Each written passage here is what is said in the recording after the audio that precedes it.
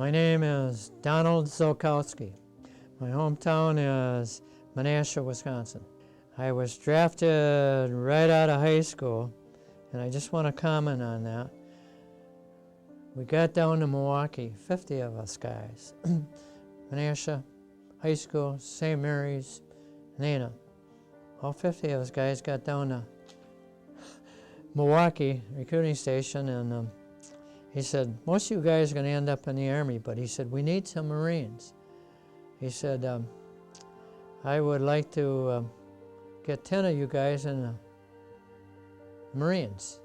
He said, well, 10 of you volunteer and come up in front here. Well, only 8 guys volunteered for the Marines. So he says, well, we're just going to have to do it a different way. I'm going to ask for 2 more, but I'm going to pick them out by just reading their name, and they come up here, and I'm going to congratulate them and tell them they're in the Marines. So they had no choice, these last 2. And then he came with the Navy, and I said, oh God, I want to get in the Navy. He said, we need 12 guys for the Navy. I raised my hand and got up there. We were short 3 of them. We only had 9. He said, I got to do the same thing I did with the Marine. He said, I'm going to call 3 names. You 3 guys come up here, and I'll shake your hands, and you'll be in the Navy. You're going to the Navy. So that's how I got in the Navy. I was very fortunate because I always wanted to get in the Navy. That was in 1944, just 2 weeks out of high school. My basic training was at Great Lakes Training Station, and that's in Waukegan, Illinois. And the training was for 3 months. What we did there is basically they try to get us toughen up, you know, and we're away home from mom and dad, you know, and we're on our own, you know, and you better obey orders or you're in trouble. So we'd get up at 6 in the morning, you know, reveille 6 in the morning, and go to bed at 10 at night, taps or play. And our day consisted of going to school part of the time, drilling out on the fields, you know, and we even had gunnery practice, you know. And also I was lucky, I knew how to play a bugle, so I got in the drum and bugle corps. And one day they said, you guys are going to get absent today because you're going to Wrigley Field in Chicago for the Chicago Cubs baseball team, and before the game you're going to do some marching and playing with the drum and bugle corps. And I said, oh great, because I knew all the guys on the Chicago Cubs that time. I knew all of them. Gabby Hartnett, Frank Debris, Billy Jurgis, everyone, Stan Hack. And we got to stay for the whole game, so that was a big treat for me. Okay, the first thing I did out of training camp, well, we got I guess 12 days of leave. You had to go home first. And then I was shipped to Dearborn, Michigan. That was a naval training school for 3 months. Then I was transferred to Durant, Oklahoma, another Navy training school for 2-3 months. And then the last training school was Santa Ana, California. That was a big air base and a big blimp base. We had the blimps go around in the Pacific Ocean looking for enemy submarines.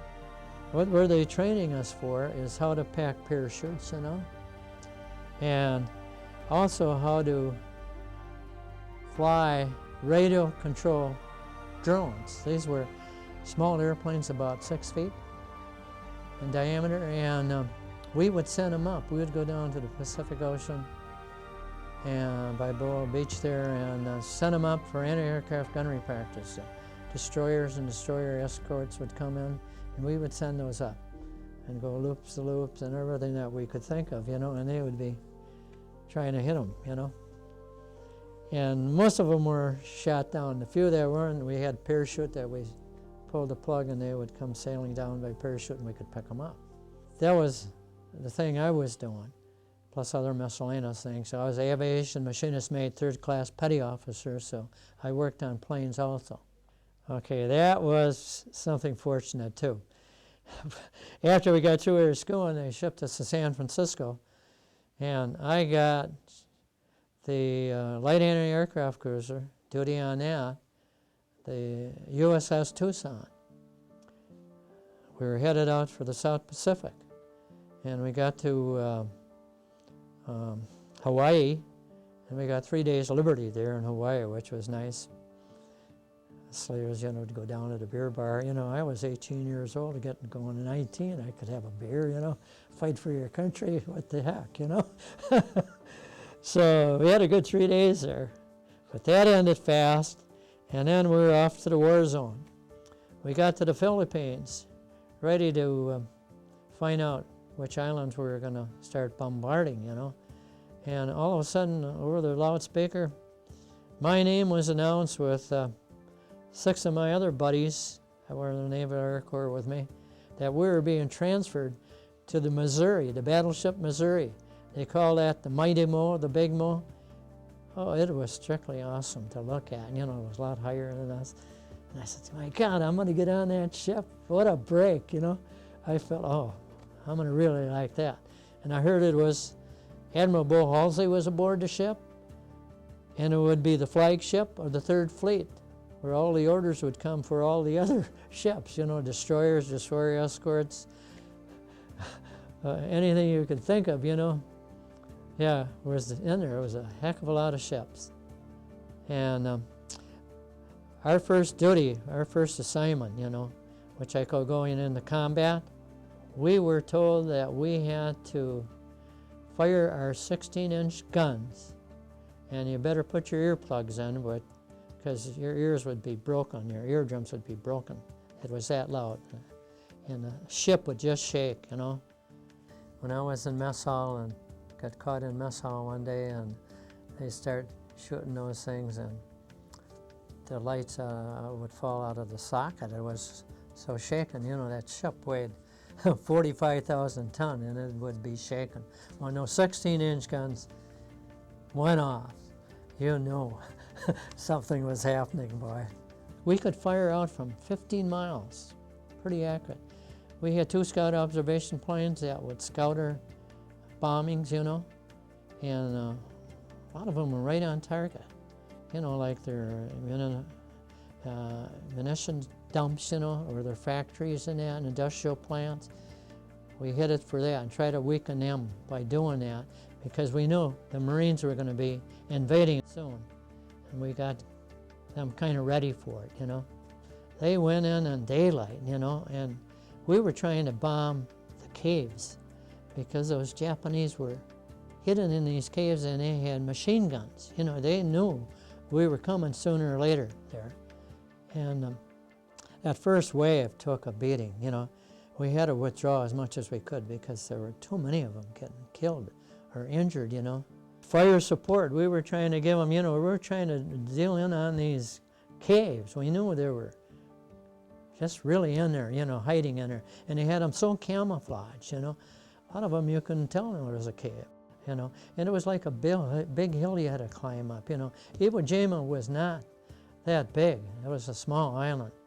And the Japanese figured that would be one stronghold, They can control the sea, lines by having that. And we knew we had to get that before we could get to Tokyo, Yeah, they had kamikaze planes that would come.